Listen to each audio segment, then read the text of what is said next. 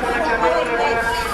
Dreptul nostru legal să fim aici. E avocatul poporului legal. Eu la muncă trebuie să știu să-mi fac munca. Altfel sunt penalizată. Vă rog. Da, dar nu scandăm și afișăm. Specular vă cum e? Legea vă interzice. E persoană juridică? Nu contează, domnule. Adică nu contează, dar toți oamenii care sunt sequestrați înăuntru, aprobare pentru ce? Să intrăm la avocatul poporului, dumneavoastră vă auziți ce vorbiți? Deci acțiunile Acțiuni, de protest care nu sunt Nu vă supărați, vrem să intrăm la avocatul poporului. Nu vrem, așteptăm să intrăm și nu se poate. Păi și cum să... Dorim să intrăm? Ok. Intrați pe acolo.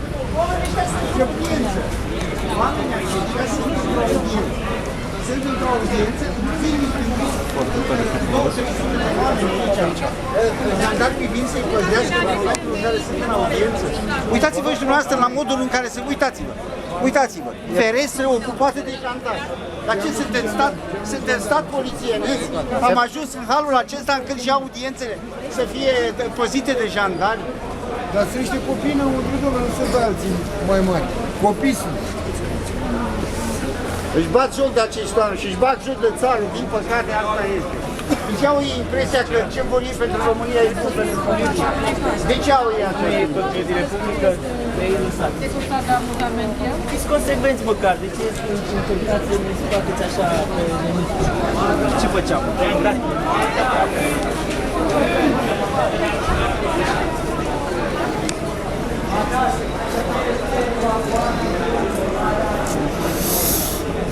Domnilor jandarmi, nu mai stați domnilor la geamuri, domnule, lăsați domnule oamenii în pace să-și țină audiența în liniște, domnule. Lăsați-i, așa aniversează ei ziua drepturilor române.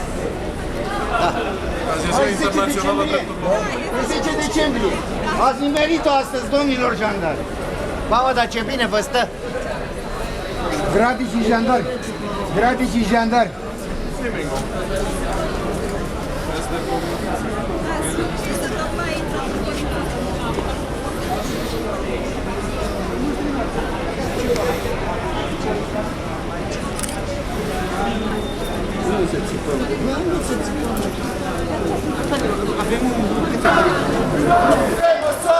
Trădarea de țară în au se măsoară!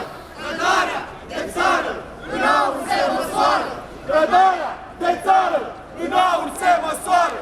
Trădarea de țară în au se măsoară! În au se măsoară!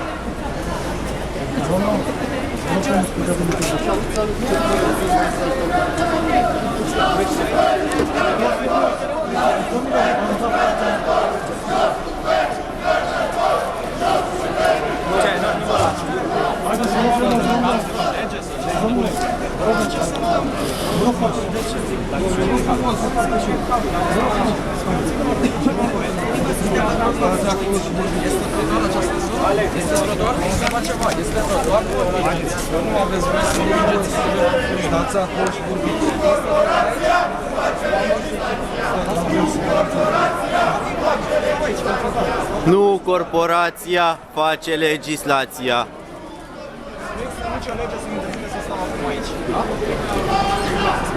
Mircea! Mircea! Mircea! Nu există. Nu există nicio lege. Interesant. Vremea asta. Dați acolo, nu aflați numai cu la față, nici nu domnul. Nu mai trebuie să stați bine, vreți să aflați? Băi, încărcătoare, dacă... Încărcătoare, da. Încărcători... Ia întrebați pe acolo dacă are cineva încărcător de Samsung. iPhone, bine. Jos, jos, jos! Guvernul ticălos! Jos, jos, jos! Guvernul ticălos! Jos, jos, jos! Guvernul ticălos! Jos, jos, jos! Guvernul ticălos! Lăsați-i să se pișe! Lăsați-i să se pișe!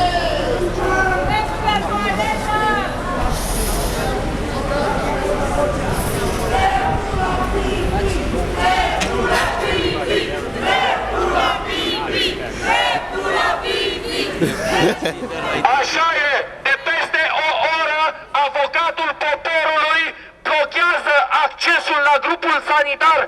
aceste instituții plătite din bani publici unei femei gravide, unui bărbat cu handicap vizibil și unui bărbat bolnav de prostată. Nu avem voie să folosim grupul sanitar pe motiv că există afară unul și că grupul sanitar din această instituție aparține doar angajaților.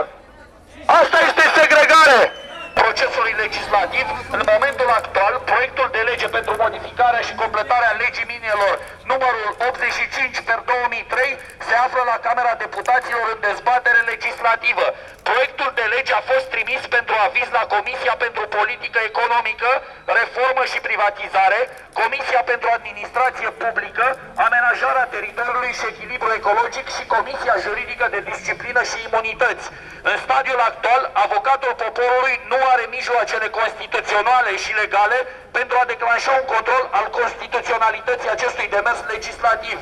Situația exploatării miniere din zona Roșia Montană se află în atenția avocatului poporului, urmând să întreprindă demersuri în cazul în care se vor constata încălcări ale drepturilor și libertăților persoanelor fizice în limitele competenței conferite de legea fundamentală și legea numărul 35/1997 privind organizarea și funcționarea instituției avocatului poporului republicată cu modificările și completările ulterioare.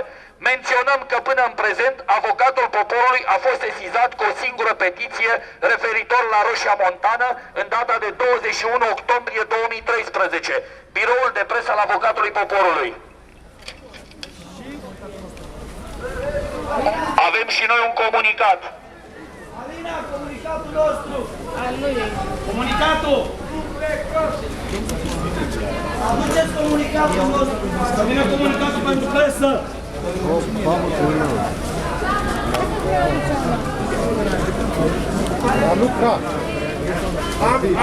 Noi vom aștepta până se va lua o decizie finală. Marcel! Marcel! Vino face! Un mesaj de patra putere stat! Scoați aici!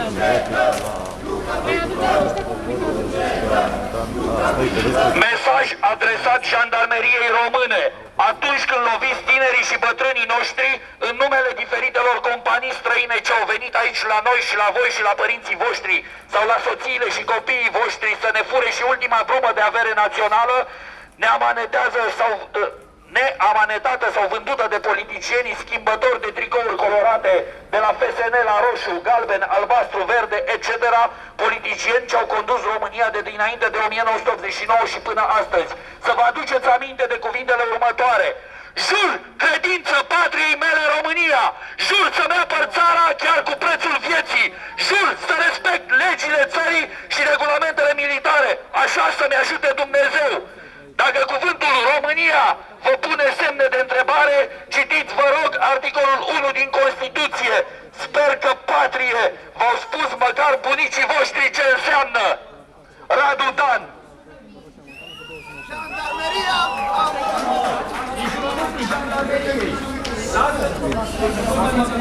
Este și mesajul președintelui României. Gabi, lasă-mă microfonul acolo. Gabi, lasă microfonul. Avem un comunicat în răspuns la comunicatul avocatului poporului.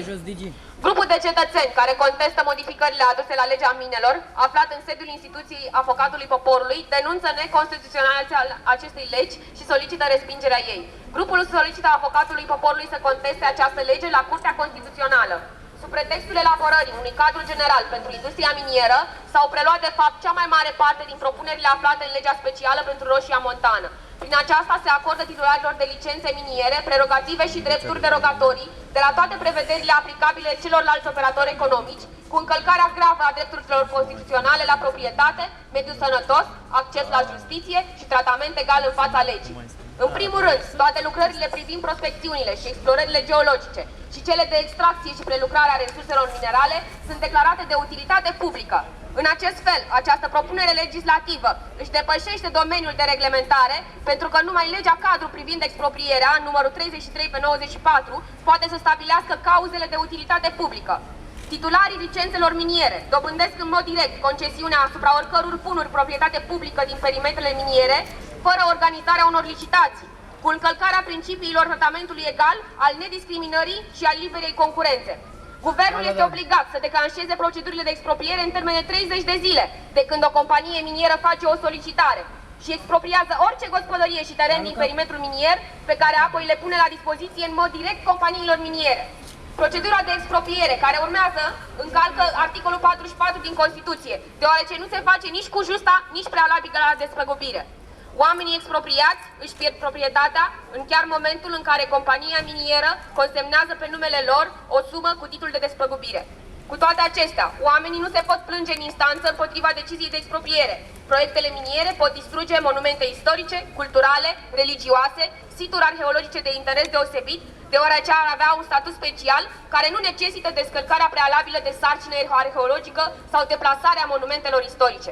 Nu în ultimul rând, chiar și dreptul la acces la justiție și proces echitabil pentru contestarea de către cetățeni sau organizații a unor acte obținute de companiile miniere devin absolut ineficiente și ilizorii, deoarece autoritățile au obligația să emită din nou un act anulat în instanță, în numai 60 de zile de la cererea companiei miniere.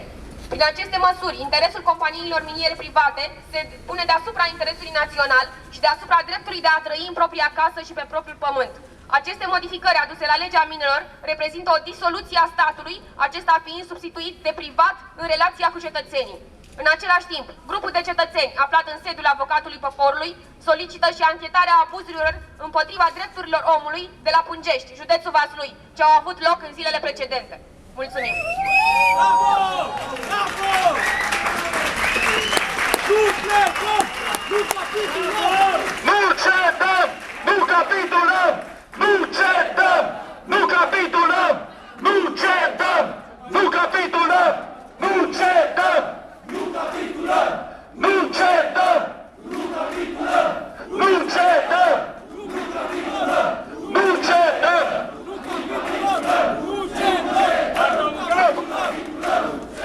cedăm!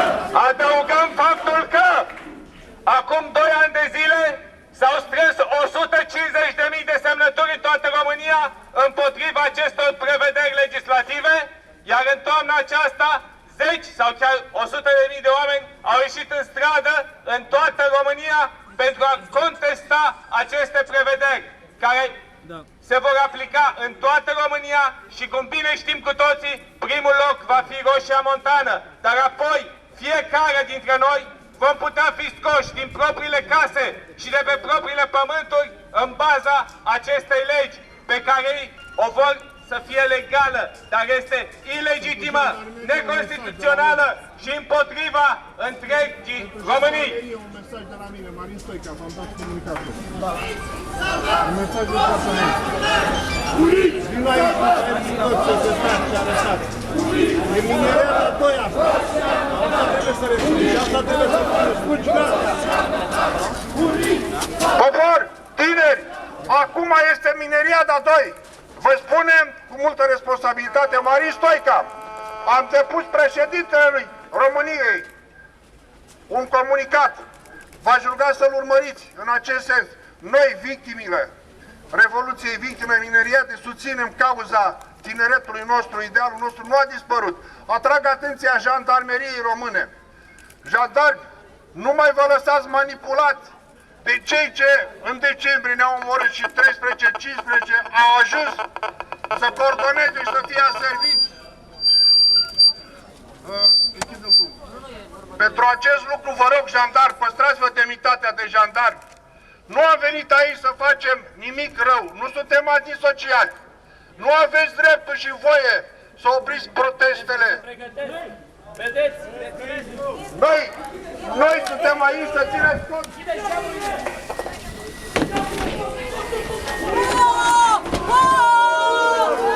Repede, repede, repede. Deschideți geamurile! Deschideți geamul!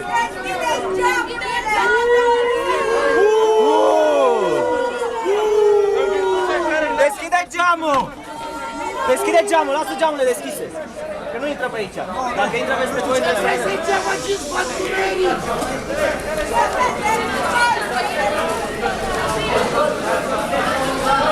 Nu mai împinge.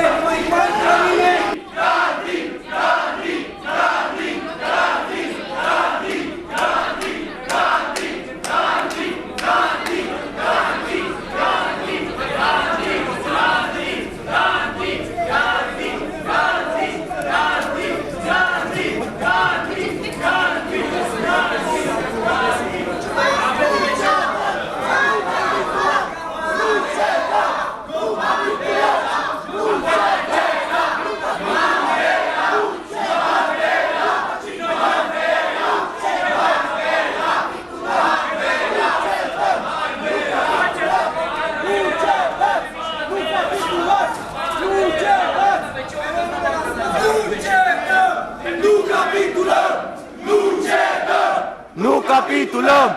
Nu cedăm! Nu capitulăm! Nu cedăm! Nu capitulăm! Nu cedăm! Nu capitulăm! Nu cedăm! Nu capitulăm! Nu cedăm! Nu capitulăm! Nu cedăm! Nu capitulăm! Nu cedăm! Nu capitulăm! Nu cedăm! Nu capitulăm! Nu cedăm! Nu capitulăm! Nu cedăm! Nu capitulăm! Jandarmeria apără hoția! România, uniți, salvăm toată România! Uniți, salvăm toată România! Uniți, salvăm toată România! Uniți, salvăm Toată România! Uniți, salvăm toată România! Chemați-vă prietenii, ieșiți în stradă, oameni buni, ne apărăm mediul. Da. Am un anunț de făcut. În Camera Deputaților s-a votat. S-a votat cu majoritate pentru, dar nu s-a votat cu o majoritate destul de largă, deoarece fiind o lege organică, era necesară o majoritate largă pentru a fi adoptată. Așadar, se poate numi o respingere. Dar eu o numesc altfel, băi. Băi, fraților, liniște un pic, vă rog. Eu o numesc amânare și eu, ca român, și nu sunt singurul, m-am săturat să fiu amânat. M-am săturat să fiu păsuit. M-am săturat să fiu păcălit și manipulat de către netrebnici ăștia. În sfârșit am primit veste că avocatul poporului s-a îndurat să coboare dintr-un de fildeș. Poate avea nevoie la toaletă. Bun, mergem să vorbim cu avocatul poporului și revenim. Succes! Uniți, salvăm toată România! Uniți, salvăm toată România! Uniți, salvăm toată România! Uniți, salvăm toată România! Uniți, salvăm toată România! Uniți, salvăm toată România! Uniți, salvăm toată România! Uniți, salvăm toată România! Uniți, salvăm!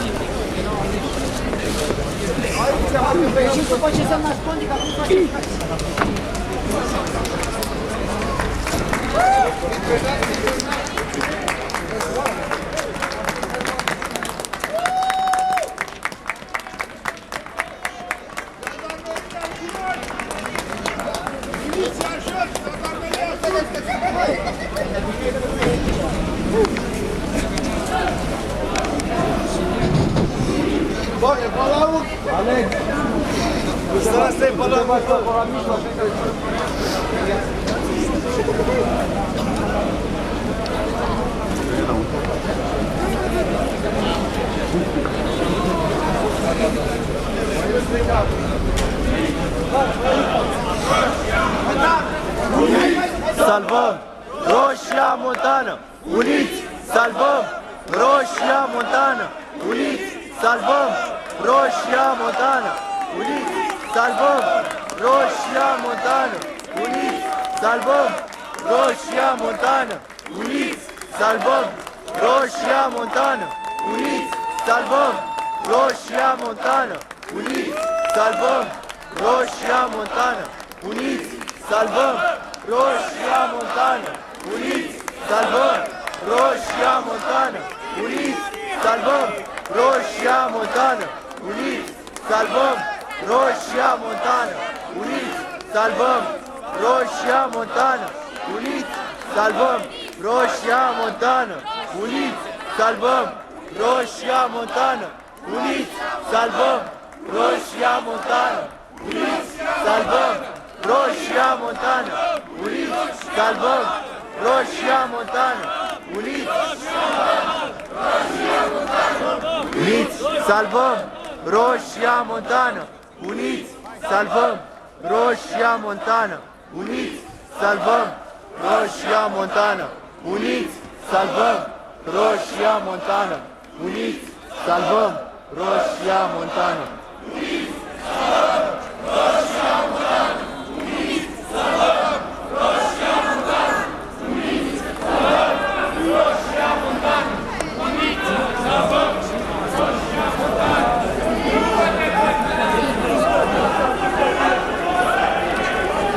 Politica este implicată și ultimul apel care îl fac, mulțumiri pentru tineretul de aici, este: domnule Băsescu, domnule președinte al tuturor românilor, se așteaptă